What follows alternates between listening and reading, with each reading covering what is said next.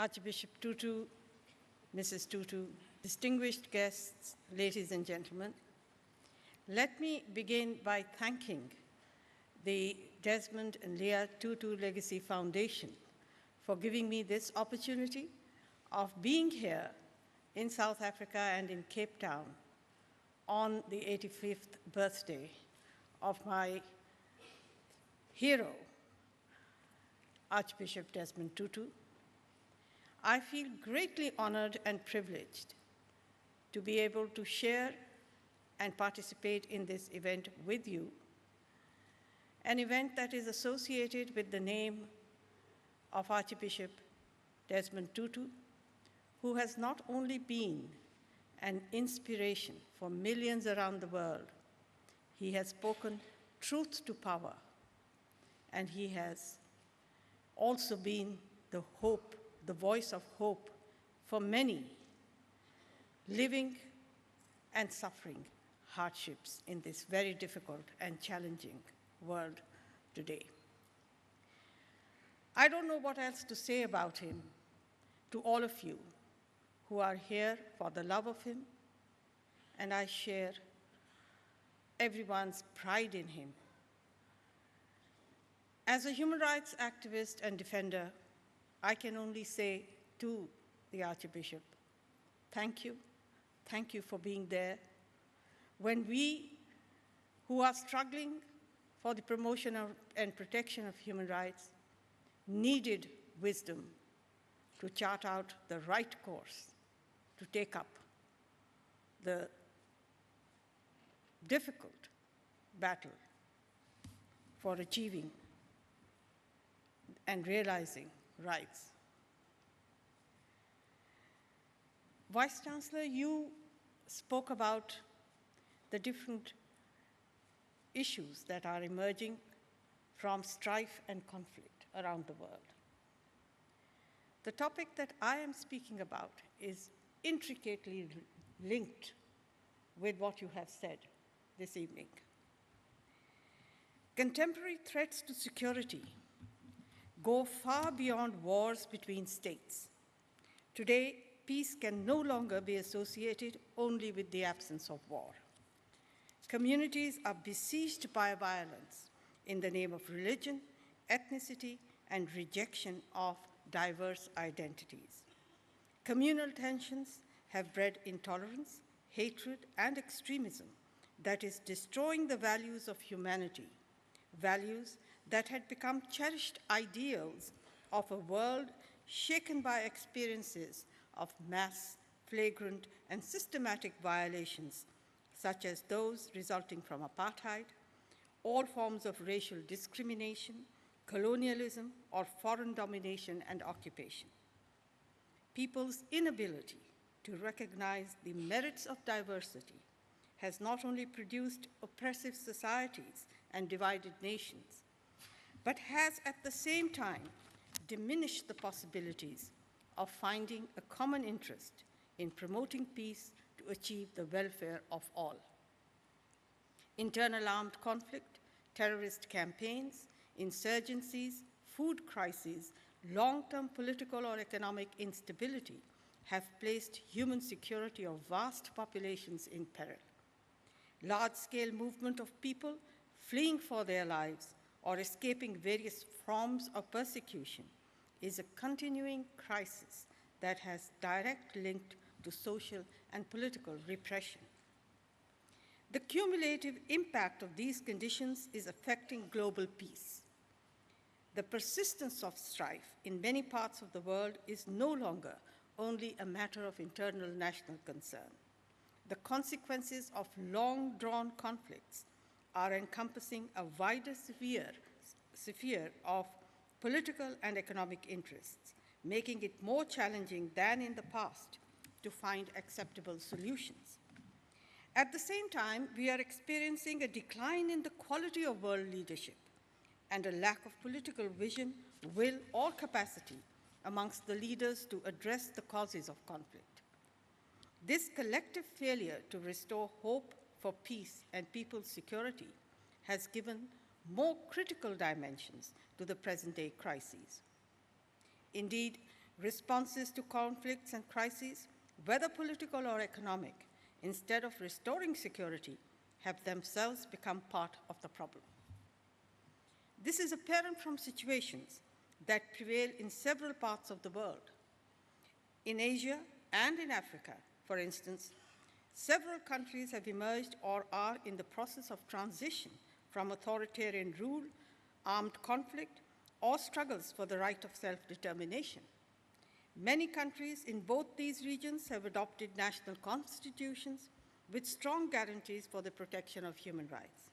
With a few exceptions, most of these countries have had periods of political stability during which credible elections were held. Despite these significant advancements, political and economic conditions in many of these countries remain volatile. Some of these countries show visible signs of reversal of the initial advancements and are trapped in a perpetual state of transition. This is largely due to inadequate attention given to establishing or restoring the rule of law and inculcating a culture of respect for human rights in state institutions as well as in practices of governance. Transition to democracy has remained merely procedural, and while increasing their power to control, little has been done by governments to build the capacity of the state to protect.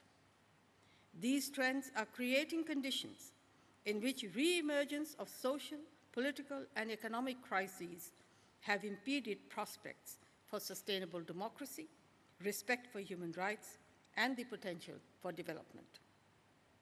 Above all, these trends have considerably diminished the prospects for peace and security. In the global context, two factors that are clearly identified as having the strongest impact on internal security are modes of governance adopted by states and models of development. In both cases, governments are disregarding human rights norms and principles to the detriment of the interest of the most marginalized communities. Public reaction to the denial of economic, social, and cultural rights is increasingly becoming the reason for public protest. In many countries, stability rather than development has become an imperative to be achieved through the use of state force to repress popular movements and quell the voices of protest against economic and social disempowerment. Such actions have resulted in increased public resentment against authorities and in narrowing the space for dialogue.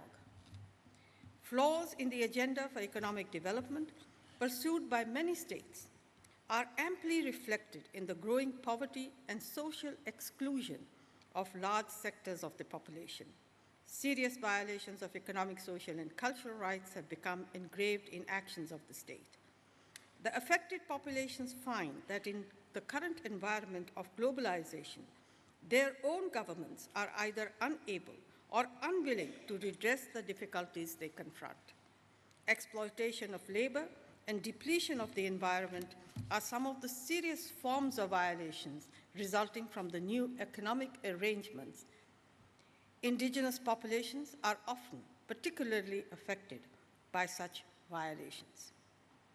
In my region, multinational corporations and other non-state agents have acquired an enormous degree of control over the life and liberties of the people.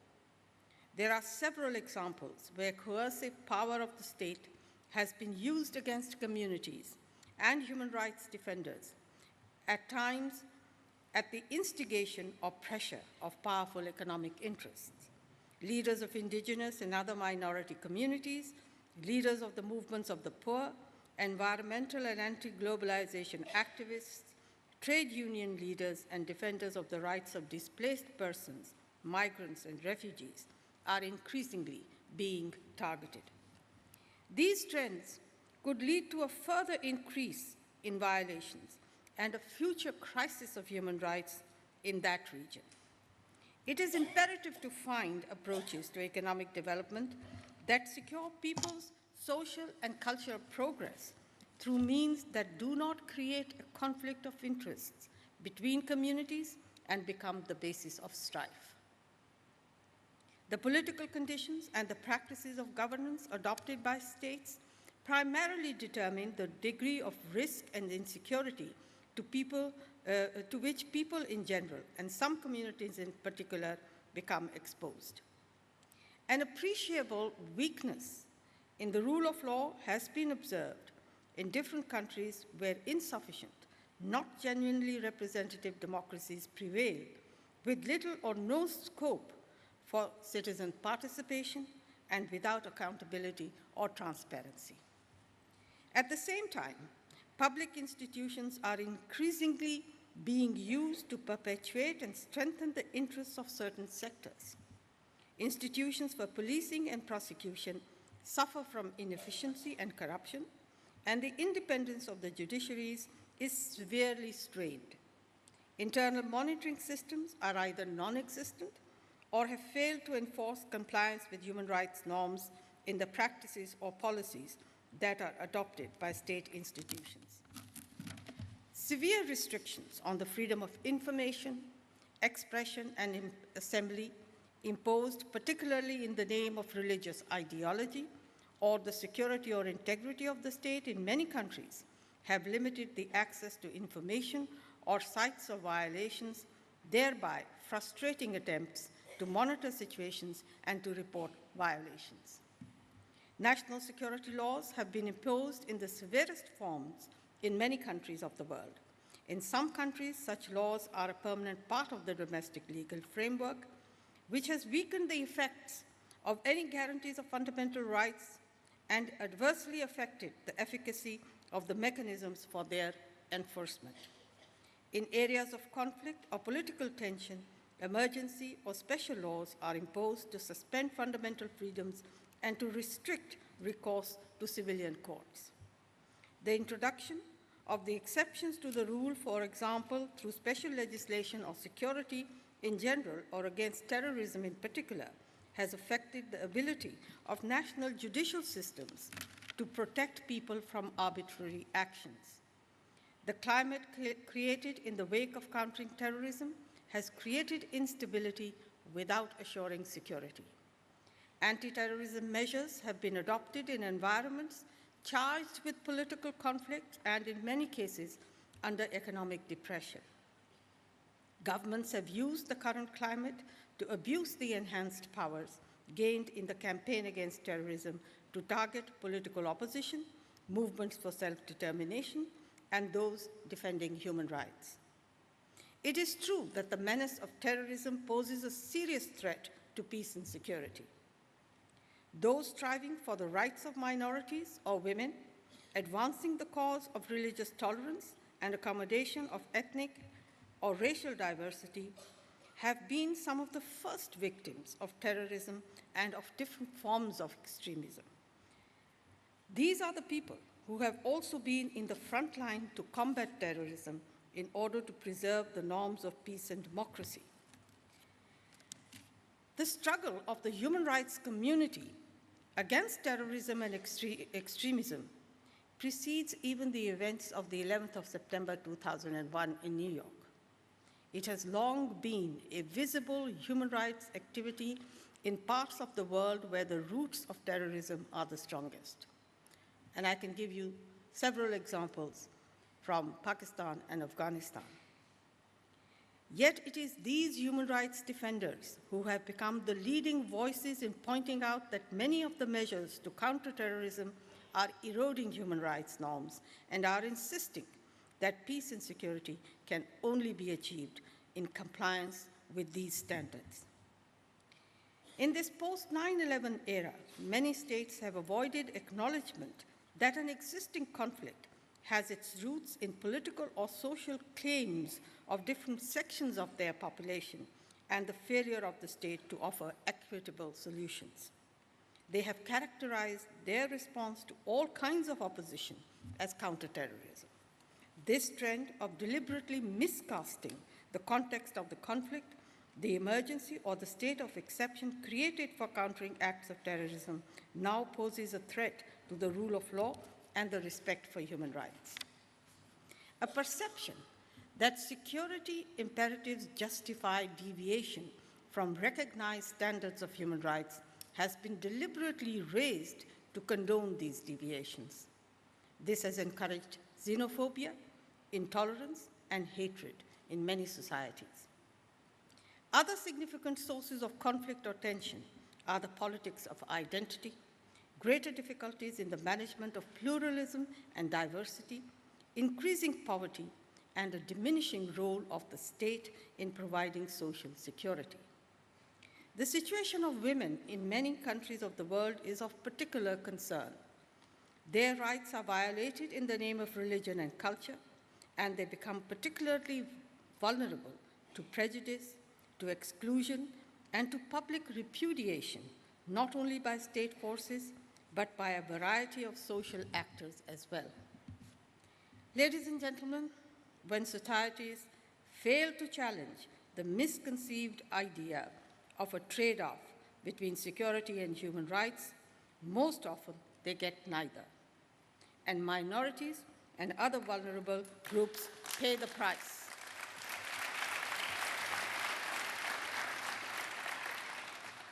Such notions have resulted in an assault on the rule of law and human rights that are likely to become more and more entrenched if the current trends are not arrested or reversed. Human rights and humanitarian law were not drafted with peace and political stability in mind. Rather, the basic purpose of this legal system was to provide states with the framework that allows them to respond effectively to even the most serious of crises. Therefore, human rights are not and can never be a luxury to be cast aside at times of difficulty.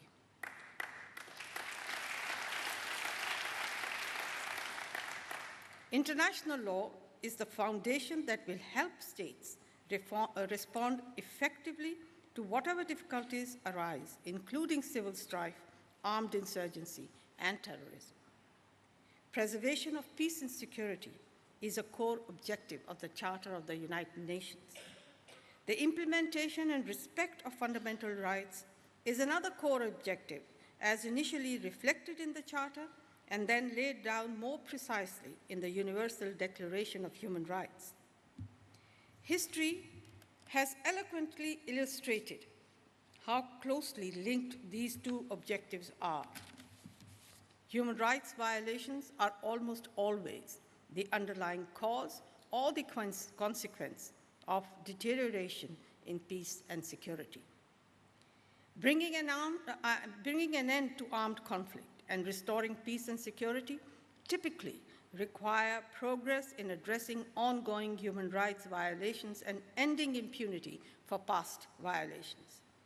It is, however, far less challenging to identify human rights concerns and to set an agenda for change than it is to bring about conditions, political, economic, and social, that would allow the realization of these rights. Repeated and prolonged periods of political crisis and economic instability in many parts of the world have restrained progress towards a stable environment in which respect for human rights finds the best guarantees. While states have progressively enhanced their power of control, the role of the state in protection has diminished. These trends continue to impede prospects for democracy, respect for human rights and the rule of law, and the potential of development.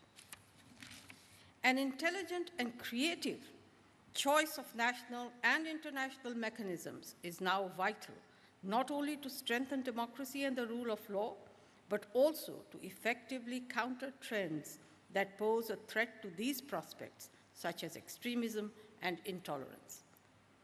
Informed electoral processes that ensure genuinely representative democracies with ample space for citizen participation and credible accountability systems need to be promoted. Effective judicial systems must be supported by complete judicial independence if people are to draw real benefit from protections that are normally available under a constitutional framework. Initiatives for legal empowerment of the poor to relieve social exclusion and discrimination, exploitation of labor, eviction from land and displacement, and for conferring the right to control over natural resources would contribute towards bringing peace to communities. Such a move forward requires a creative relationship between states and the civil society, so that people's dignity and security is placed at the center of any approach towards governance. A significant development in recent years is the growing strength and capacity of civil societies in many parts of the world. Civil society actors have played a significant role in inducing recognition by states of the concepts of participatory democracy, transparency, and accountability. At the same time, human rights defenders and other civil society actors have taken important initiatives for transformation of societies that still carry biases which drive social behavior towards discrimination, hatred, and violence. International cooperation and a sense of collective responsibility to end violence remain critical elements in removing the foremost threats to peace and security. There are many challenges that are already testing the resolve of the international community to promote accommodation and tolerance in order to prevent the erosion of peace and harmony. I end with a fervent hope that such a resolve at the international level leads the world out of the crises we confront today, and that people learn the value of coexistence and shared progress. Thank you.